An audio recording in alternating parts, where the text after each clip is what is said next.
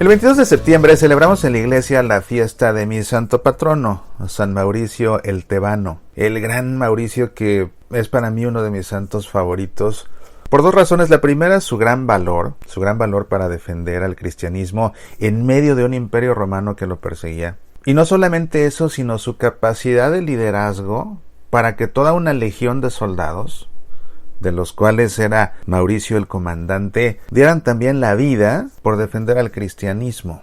Él era comandante de una legión muy famosa en su tiempo, la Legión de Tebas, allá en el siglo III, y en una de las diferentes batallas en que se vieron envueltos, recibieron la orden de perseguir a los cristianos. Y Mauricio se rehusó, y se rehusó también toda su legión. En consecuencia, los diezmaron. Diezmar a una legión, a un ejército, era el peor castigo militar que existía por parte de los romanos. La diezmación consistía en que separaban al ejército en grupos de 10 soldados y después en cada uno de esos grupos echaban a la suerte quién de esos 10 tenía que morir, y moría de manos de los otros 9, que lo tenían que matar a golpes y a pedradas y con palos. De manera que diezman a la legión de Mauricio y dicen, pues aquí no se muere tampoco nadie. Ah, ¿no? Pues no quieren matar cristianos, no quieren matarse entre ustedes, pues los vamos a matar nosotros, y los decapitaron.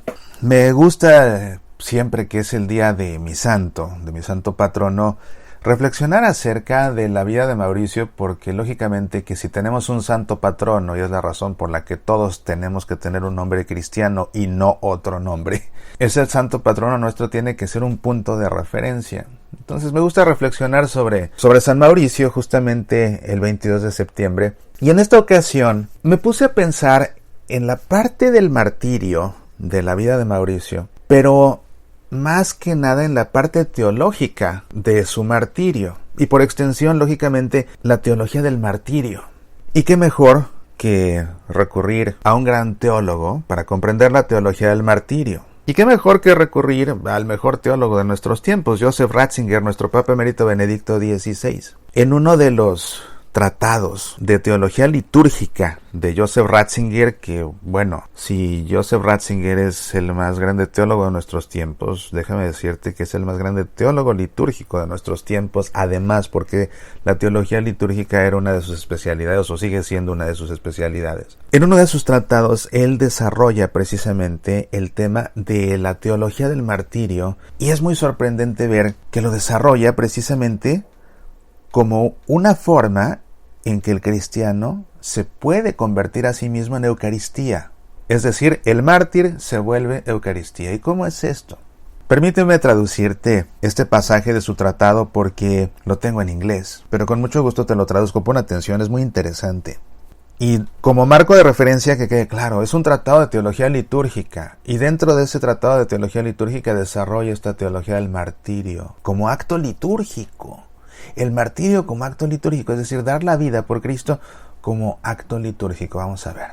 En la carta a los Filipenses, Pablo, sentado en una prisión esperando su juicio, habla acerca de la posibilidad de llegar al martirio, y lo hace de forma sorprendente empleando terminología litúrgica. Aun cuando mi sangre fuera derramada como libación sobre el sacrificio y la ofrenda de vuestra fe, me alegraría. El testimonio de la muerte del apóstol es litúrgico en su carácter. Es un asunto de su vida derramada como don sacrificial, de su dejarse ser derramado por los hombres. Lo que sucede en este caso es hacerse uno con la donación personal de Cristo Jesús, con su gran acto de amor, que es como tal el verdadero culto de adoración a Dios. El martirio del apóstol comparte en el misterio de la cruz de Cristo y en su categoría teológica. Es culto vivido en la vida, reorganizado de esta forma por la fe y así puesto al servicio de la fe. Ya que esto es auténtica liturgia, alcanza el fin hacia el cual toda liturgia está orientada, el gozo. Ese gozo que puede brotar solo del encuentro entre el hombre y Dios al eliminar las barreras y las limitaciones de la existencia en la tierra. Lo que Pablo sugiere brevemente en esta corta oración se entiende plenamente en el relato del martirio de San Policarpo. Su martirio entero es presentado como una liturgia, ciertamente como el proceso a través del cual el mártir se convierte en Eucaristía, al entrar en comunión plena con la Pascua de Jesucristo y así convertirse en Eucaristía junto con Él. Primero se nos dice cómo el gran obispo es atado de manos por detrás de su espalda. Así aparece como el noble cordero, tomado de entre el gran rebaño para la oblación, para el holocausto completo que se ofrece a Dios y que le resulta agradable. El mártir, quien ha sido ya traído junto a la pira de fuego, musita ahora una especie de oración eucarística. Da gracias por el conocimiento de Dios que se le ha impartido a través de su amado Hijo Jesucristo. Alaba a Dios de que lo ha encontrado digno de compartir del cáliz de Jesús con la esperanza de la resurrección. Finalmente, usando palabras tomadas del libro del profeta Daniel, que probablemente estaban incluidas en la liturgia cristiana en una etapa muy temprana, él pide que pueda hoy ser recibido ante ti como sacrificio rico y aceptable. Este pasaje culmina con una gran doxología, de la misma forma que las plegarias eucarísticas en la liturgia. Después de que Policarpo dijo amén, los sirvientes prendieron fuego en la hoguera y se nos cuenta ahora de un triple milagro en que el carácter litúrgico del evento fue manifestado de forma muy diversa. Primero, el fuego se inflama y toma la forma de la vela de un barco que envuelve a todo el santo por completo. Las brasas ardientes de la madera parecen un barco con velas ondeantes, transportando al mártir más allá de los límites de la tierra hasta las manos de Dios. Pero su cuerpo quemado, se nos cuenta, no se veía como carne quemada, sino como pan horneado. Y finalmente, no se percibía un olor a carne quemada, sino que quienes estuvieron presentes percibieron un dulce aroma, parecido al del incienso o al de especias costosas.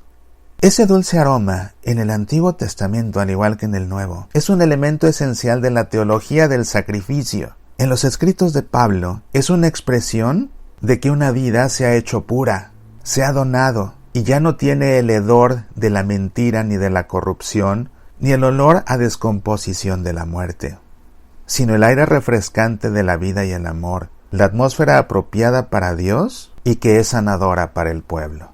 Así, la imagen del dulce aroma va de la mano con aquella de ser transformado en pan. El mártir se ha hecho como Cristo. Su vida se ha convertido en un don. De él proviene no ese veneno del poder de la muerte que destruye los seres vivos, sino la fuerza dinámica de la vida. Él forma la vida de la misma forma que el buen pan nos ayuda a vivir. La autodonación en el cuerpo de Cristo ha superado el poder de la muerte. El mártir vive y da vida, sobre todo a través de su muerte. Y así él mismo ha entrado en el misterio eucarístico. El martirio es la fuente de la fe. Esta teología del martirio se puede encontrar en la versión más popular de la historia de San Lorenzo, siendo asado en una parrilla, que ha sido visto desde etapas muy tempranas como una imagen de la vida cristiana como tal. Los problemas de la vida pueden volverse en fuego purificador que gradualmente nos transforma para que nuestra vida se convierta en un don a Dios o en un don para los demás. En nuestros tiempos, el martirio de San Maximiliano Kolbe es tal vez la demostración más impresionante de todo esto. Él muere por alguien más. Él muere entre cantos de alabanza. Es incinerado y sus cenizas son esparcidas. Su vida toda es destruida. Y de esta forma concreta, la autodonación radical, el donarse a sí mismo, es consumado. El que salve su vida la perderá. El que pierda su vida la salvará.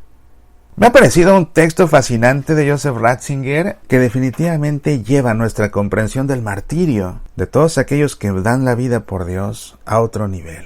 El martirio como acción litúrgica, porque a fin de cuentas la liturgia, por excelencia, es el sacrificio del Hijo de Dios, que muere en una cruz, dando su vida por amor. Soy Mauricio Pérez, estas son Semillas para la Vida.